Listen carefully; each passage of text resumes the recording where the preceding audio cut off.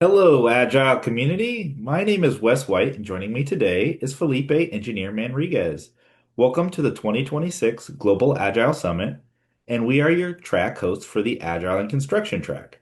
Joining us today as our keynote is the one and only Brian Melcher. He is the certified Scrum Master, author, CEO, and founder of Field Verified. Please welcome Brian Melcher. Welcome, Brian. Thank you. Yeah, I'm excited. Welcome. He's also, for other record, my best friend, my bestie, and I have only one goal. Like in the true Scrum style, I wanted to make Brian blush at least once. So for all of you watching this keynote, wait to see if that actually happens or if Brian keeps it together and he's like, "No, Felipe, blushing denied." Denied. He's gonna deny. Yeah, that's fantastic, Brian. When we got together and Wes and I were tasked with volunteering in a very agile way. And they asked me like, who's going to be the keynote to this track? And I said, it's Brian Melcher, obviously. I knew instantly, no hesitation. I didn't even take a breath. I had no pause. I was so certain that we were building a mural. You've been so proud of me. Like your name was the first name to land on the mural for people that we have to talk to. And then I reached out to you and instantly you were saying yes. And I super love that about you. Like you're always so kind and willing to step in and show the way. So I kind of built the entire track thinking around you and your experiences because it is so powerful. And I think for anybody watching this, it doesn't matter what industry you're in. Like, yes, we're focused on the construction industry and the construction space, but the lessons that Brian's going to share and the nuggets of wisdom absolutely will work across any industry you're in, guaranteed. I put my personal guarantee on that. And so, without further ado, I think we should jump right in. So, this theme of your talk, Brian, is about how you had a transformation at your company. So, I think it would be amazing to give a little bit of background of the BS before Scrum and then the AS, the Okay. after Scrum. Not where I went with BS right away, but yeah. So before Scrum, that timeline is right up till November 2021, and it's weird to like know that specifically, but it's so impactful that we spent time and we're like going through our photos to figure out, hey, when was the first Scrum board? And it's probably a little bit before we took pictures because even that was an evolution to be taking pictures and sharing it.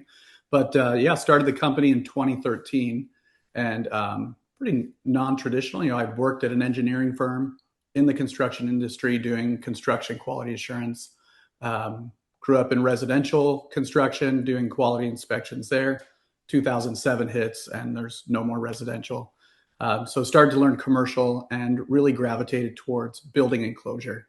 And at the time, like building enclosure consulting, which is the six sides of a building, keeping when it rains, keeping the water out. That's the easiest way to say it. And that seems pretty basic, but we've all experienced leaks, and you get into hospitals, universities, data centers, manufacturing. There's no tolerance for that. It's shutting it down. It's costing money, and there really wasn't an industry for it. You had to explain it even to the people you were trying to sell your services to. So that's kind of the climate in 2013. I started out on my own, and really the thought was like, I'll get a couple of jobs and support my family. And, I like being involved in more things than that, and really grateful to good clients that just kept putting us on things and said, hey, hire people, right? We trust you to keep delivering the same service as you bring other people in. And probably where the systems approach started for me. But of course, all the struggles you would expect running a business. Now, our services at the time were just consulting. We're looking at the drawings, we're identifying issues before construction starts, and then we're looking at submittals as they're produced. We create quality checklists that we then carry with us to do inspections in the field on probably a weekly basis over, 30 to 40 weeks of the enclosure construction. And as that grew, I hired a couple of people.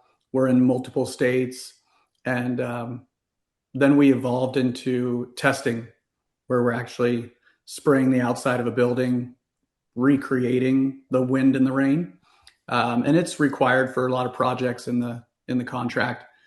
And there's test standards and there's laboratory accreditations and all those things that you have to be compliant with to do this. And, when I started, people said, hey, are you going to do testing? I was like, no, I'm going to leave that to the professionals.